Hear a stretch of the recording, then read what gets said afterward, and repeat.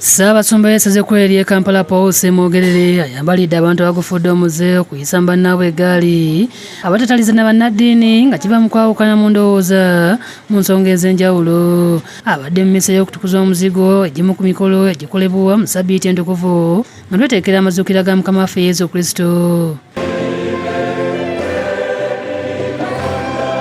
TikTok oyo yampeereza obubaka nti togende waagundi tujja kuyisaamu eggaali. Ate ng'enze eggaali nagivuganga bulungi nnyo, naye omwaka gwonna mwawulira nti eggaali baagimpisaamu naye ngiwulira. Ku lutikko ya St. Mary's e Lubaga emmisa eno gy'ebadde abakristu bagijjumbidde. Ssaabasumba ayogedde ku lunaku luno n'obukulu bw'omuzigo ogutukuziddwa. Atukuza omuzigo gwa Krisima, aye naawe omukisa omuzigo ogw'abalwadde ogw'abalonde ogugenda kukozesebwa mu bulamu bw'amasaakalamentu mu ssaza lyaffe omwaka gwaffe gwonna. Ayanjulidde abakristu obubaka bwa Paapa Leo ow'e14 omukisa era buli mwepisikoopi n'amwayo ettu.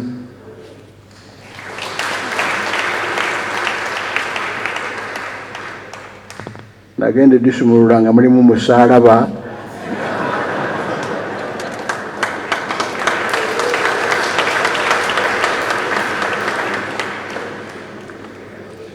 na sapule.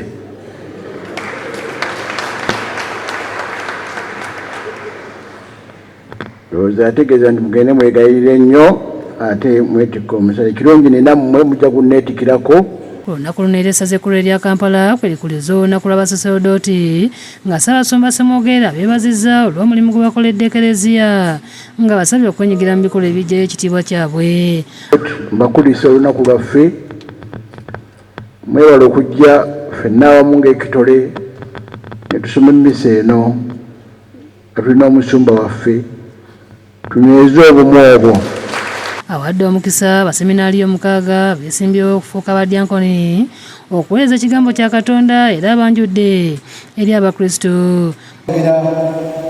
Abavubuka bano abeetegeresa okwewaayo okukuweereza n'eggwanga lyo lyonna nga bali mu muluka omutukuvu bawa omukisa banywerere wano w'obayise. Mmisa eno era abasaserodooti bazizza bujja ebiragaano byabwe n'obweyamo eri Ssaabasumba.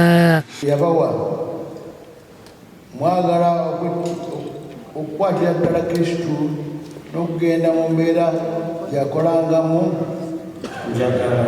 Anya omusumba waffe obuwulize. Ssebo mpera mu maaso go nti tujja kwongera okubeera abawulize gy'oli.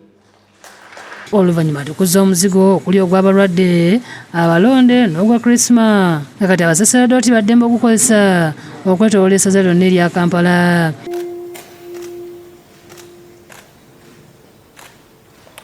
Ne Ssaabasumba w'essaza ekkulu ery'Embaala Lambert Beina Omugisha akulembeddwa emmisa ey'okutukuza omuzigo ku lutikko y'e Nyamitanga. Eno nayo abakristu bagijjumbidde nga abasaserodooti bazzeemu okuba ebiragaano mu maaso ge.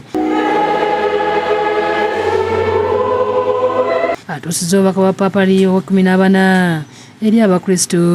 Omukaaga ekirungi kyakweba etaara twimba etaara omulwa gwa Pasika Kristo omugwiitu ohereza n'omugisha obu n'omwanyisa okukurebeka okumanyisa amabanga makulu. Asabye abakristu okweteekera amazuukira ga Kristu ku Sande. Ogerera kimwe akukwata Mukama yakiina amabanga g'okutuweesa tumusiime kandi tumusabe atwanjire kandi atuweereze okubaasa n'okukunda n'okwehayo n'abasabaani.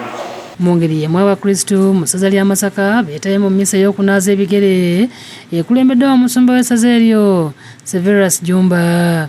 Mu mmisa eno abakulembeze b'obubita 12 obukola ekigo ky'ekitovu be banaaziddwa ebigere. Omusumba Jumba asabye abali mu bukulembeze kino ekikoleddwa kibabeere ekyokuyiga. Omuyigiriza wammwe mbanaazizza nammwe musaanye nnyo okunaazagana mubeere baweereza babannammwe mubeere baweereza baabo bemukulembera. Alaze obukulu bw'emisa eno gy'agambye nti ebayisa mu ssanyu eri Awokalisitiya kyokka n'ebajjukiza ebyaliwo oluvannyuma n'ebazza mu kyobeero. Olw'ebigambo ebyo ebikulu ebibiri bye mbagambye, Awokalisitiya ne olodi. Naye ate emmisa bw'eggweera mu butuufu olumala ekitiibwa ne tuddayo mu kyobeera eky'amaanyi. Ye omusumba w'obusumba bwa St. Apollo TV e Bulaaya bayita babiri Reverend Herbert Setumba n'aziza abakristaayo ebigere ng'ekikolwa kino Mukama waffe Yesu Kristo kye yakola abayigirizwa be nga tannabakuwanikibwa ku musalaba.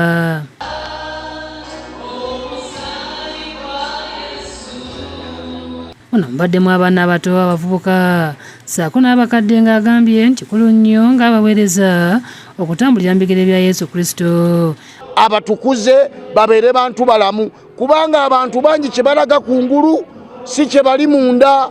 Avumiridde abakristaayo abava mu kisiibo ate ne bakola ebikulu ebyambyone gamba ng'abafumbo okunenengana mu maka n'ebirala. Kulaga nti oli kino ng'ate oli kirala. Abantu bangi mu maka gaabwe kumpi bayawukana dda abafumbo. They are divorced but living together.